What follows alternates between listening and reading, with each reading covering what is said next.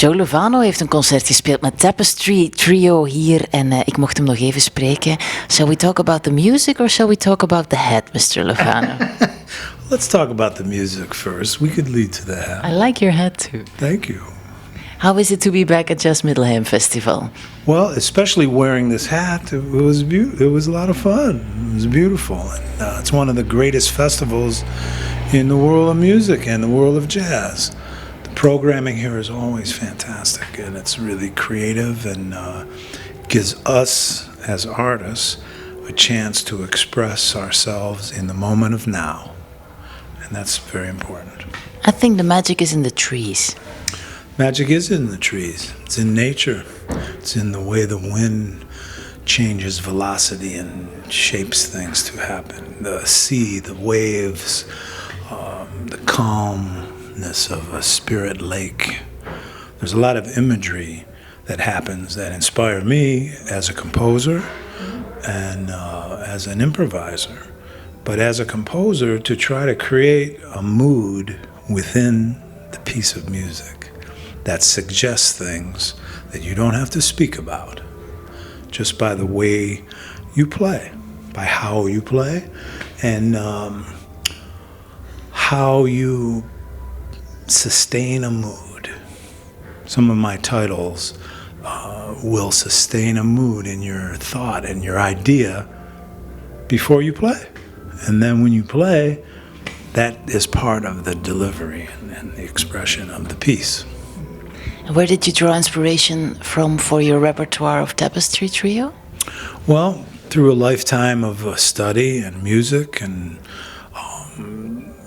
not to be too specific, but from experience. Nothing specific? Well, from experience in music, let's say with the Paul Motion Trio with Bill Frisell from 1981 till Paul's passing in 2011.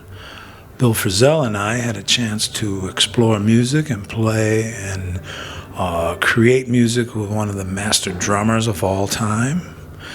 And that draws inspiration for me, for my compositions for this group.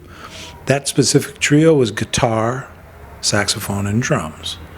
So I was in the middle between Bill and Paul and developed a way of playing where I wasn't just the saxophone soloist or out front.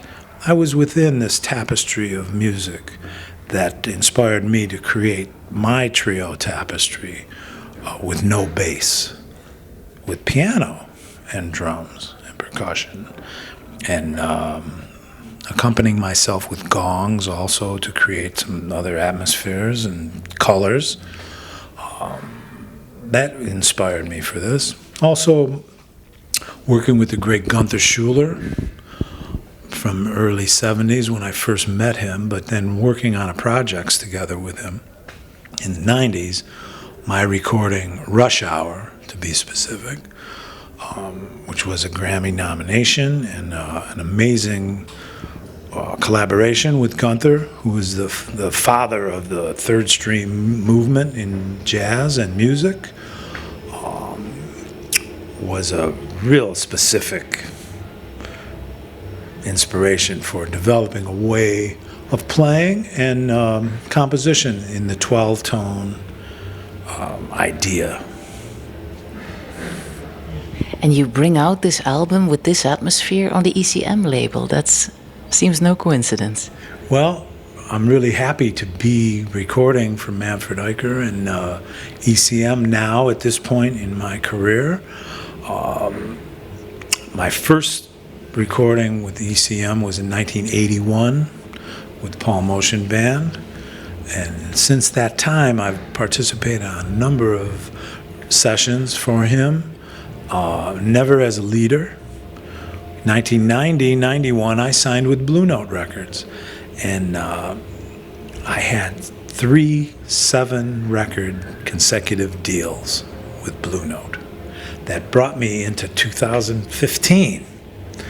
And that was an amazing period for me, recording for Blue Note, which is in its 80th year anniversary this year. ECM's in its 50th, okay? But throughout that whole time, working with Bruce Lundvall and Blue Note, Bruce was very aware of my collaborations with people, and he gave me a green light, so to speak, to record for ECM, not as a leader, because I was in exclusive contract as a leader, but to participate as a side man or side person, however you want to look at it, on a number of sessions through those years for Manfred.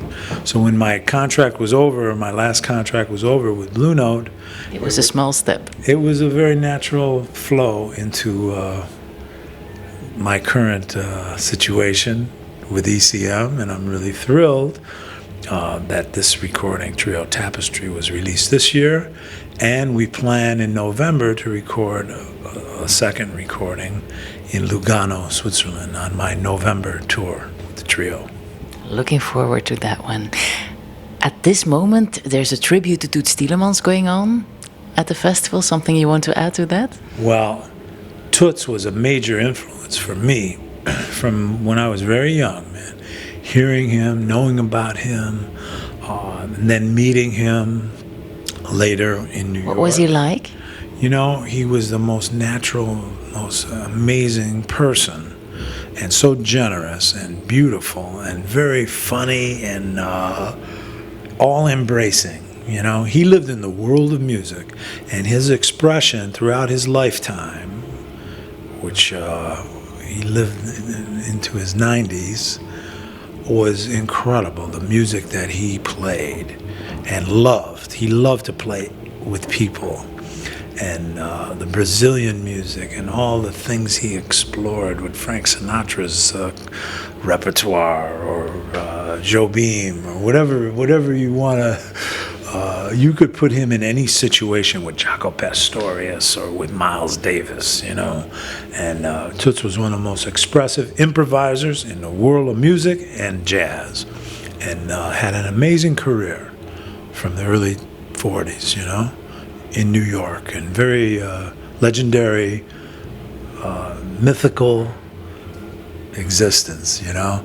And when I met him and played with him a number of times on the road in different situations, led to a trio recording I did for Blue Note called Flights of Fancy, Trio Fascination, Volume 2. And with Kenny Werner, who's one of the most amazing pianists and really natural geniuses in music. We've known each other since the 70s and have played together a lot through the years. Kenny's on a number of my recordings, and I'm on a number of his recordings through the years. But on this trio, Fascination, Flights of Fancy, Toots played, and Kenny played, and I played, and we created an amazing tapestry of music, harmonica, tenor saxophone, and piano. We played Wayne Shorter's piece, Infinize. That was something else. Like the haunting, incredible melody, and the play in unison, and the phrase with Toots was incredible for me, and something like I always strived for and realized, and in the moment of now, at that moment, was some very spiritual music. We played an abstraction on I Remember April, which is a free-flowing trio through that tune. And also we played Giant Steps as a ballad, which was something else. Toots loved to play Giant Steps. When you talk to him, and he loved to play ballads. Oh, he loved to play ballads, and he could play a ballad. He was a singer. But when you talk to Toots on the telephone, he'd always have his harmonica, and he would play phrases and then say, "Oh yeah, Joe, how you doing, man? Oh wow, yeah, thanks for calling. Oh, I wanted to talk to you. You know, fantastic. Oh yeah, he always had his harmonica with him in his pocket, and when you were on the phone with him, he played and spoke, and it was incredible. But he played Giant Steps. He would be playing through Giant Steps in his musical moments in our conversation a lot. So that was a tune I wanted to play with him, man. because he was a pure, amazing musician, man, and a beautiful cat. His spirit is still with us today here in Park den Brand, I'm sure. Oh, yeah. The spirits of the masters are always with you. When I do forum classes and speak with young students, young players, young cats on the scene that are just starting to understand what it takes to develop on their horns and in the music, I speak about the library of the sounds and spirits of the masters. And Toots comes up all the time. Because you have to listen. And you have to know the whole history of the music to really be in the moment of now at the highest level you can. Thank you so much for your time, Mr. Lovano. And I really like your hat. It's a beret. Oh, getting to my hat. There's a hat maker that travels around different jazz festivals in the States. SAE. Say. And I acquired this hat at the Detroit Jazz Festival about 4 years ago. But every year... So you go shopping when you go to jazz festivals? Yeah, just like here at Middelheim. You could walk around and go to the crafts booths and things. Anyway, Say makes maybe 20 different hats every year. But only the one for that year. So that 1 year, maybe 4 or 5 years ago, this was one of his hats. And I see him at the Newport Festival, the Monterey Festival, California. But Detroit is where I've always seen him the most. And I'm going to play that festival August 31st now with my Nanette. So I'm going to look for him and see what he's talking about. So you might get a new hat. I'm a hat person, but I really appreciate people that are creative. And this hat is incredible because it's like a beret, but it's flat. You could put it between two shirts in your suitcase and keep it nice to travel.